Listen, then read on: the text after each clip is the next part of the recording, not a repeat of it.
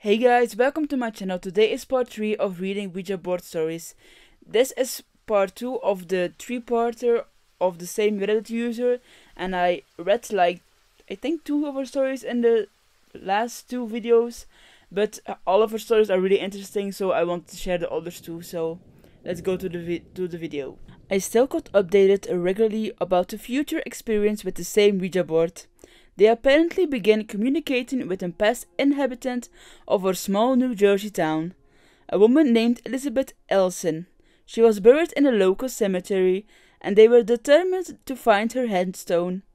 One night they went into the cemetery, settled down with the board, and asked her how to find her on the burial site. She told them something like 6 rows over and 8 stones down, from where they were sitting, and sure enough they found the headstone. After that, Marion got completely sucked into the life and history of this Elizabeth Elsing. Whatever she could find in town records, gynecology sites, obituaries, or whatever. I really don't know what drove her so hard. I almost expected to find out at the end that we were related to this woman, as our great-grandmother did live in the same town back then in the 1920s, before the family split up and spread out. Nothing came of it though. It was just a weird phase brought on by the awe of having contacted that woman from beyond the grave on her own town, I guess. Side note, I'm gonna read some text messages that were copy and pasted from Marion. So, here they go. Me, Lynn, C and G went to the cemetery of the corner of New Milford Ave and Prospect, and did the Ouija board on some raised up cement tomb of coffin thingy, and Elizabeth Ensing gave us her name. Told us how many gravestones to walk back to find her. So we did, and we found her grave. Then we asked her birth and death dates, and she told us. We couldn't see if it was right because there were too much ice and snow on her headstone. So the next day we all walked back and chipped off the ice and the snow, and the dates were exact. So we screamed and ran the fuck out of there. Me and the girls, her daughters, actually went out to hang out with Lynn a few weeks ago, and I brought them to the cemetery, and we found her stone. If they thought my story was bullshit before, no, it's true. Lol.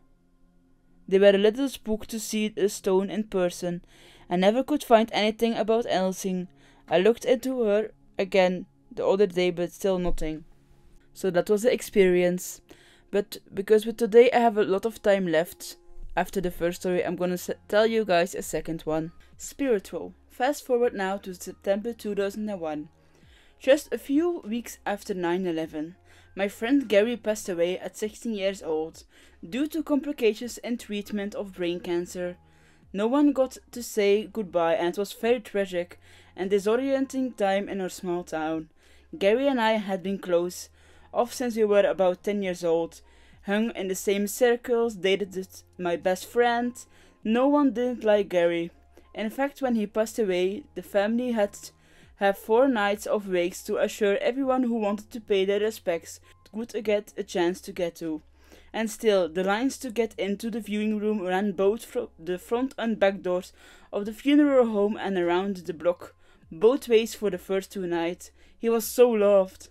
I emphasize this fact because while I didn't hear it myself, a boy in our grade named Roy made the unfortunate decision of saying in front of witnesses, "Yeah, it's sad that he's dead, but he was kind of a dick anyway." Roy didn't have many friends after that in the year. But it's important that I say this for later. One night, probably in the spring of summer of 2002, Marion and her cousin Kelly and I decided to take Kelly's Ouija board out and to see if we couldn't find Gary. We chose a small local park to set it up in, and picked the far back corner where people wouldn't be driving by and wouldn't see us. On the walk there we had a run into Derek, a friend of ours in my grade at school, so he tagged along. Kelly, Marion and I had a couple of fingers on the planchette, and Derek stood off, just watching, as he wasn't into the idea. We eventually got a hold of something claiming to be Gary, so we started asking questions to verify it. Still unconvinced, we sat there quiet a minute, and he spelled out Scotty. Scotty was Gary's brother, younger than him by 3 years, and Gary just adored him. So we asked, "What about Scotty?" He spelled out, "Scotty is cool." And that did it for me. I was convinced. For about 10 minutes we just went back and forth with silly questions, giggling at the silly answers.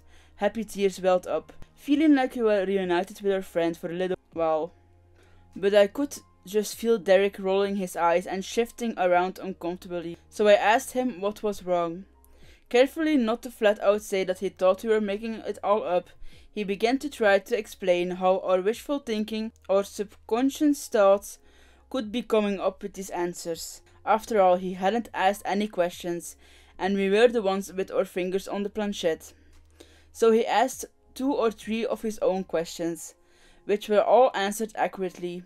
But he still wasn't convinced, because he thought the answers were generic, if not obvious. He thought that one of all of 3 of us could be willing the planchette to move the way we thought it should be.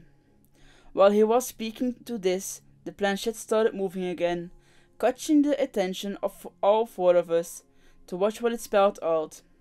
I forgive him. Kelly, Marion and I just looked at each other.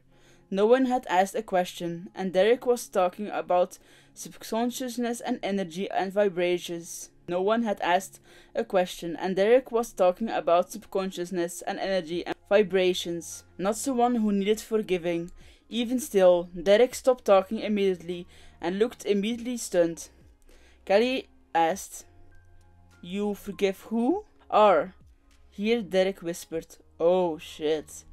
Oh, no way. Why? You gotta be fucking kidding me." And with that, Derek said he was only sorry, but he had to go. So we wrapped up our conversation and said somewhat tearful goodbyes to Gary and put the board away.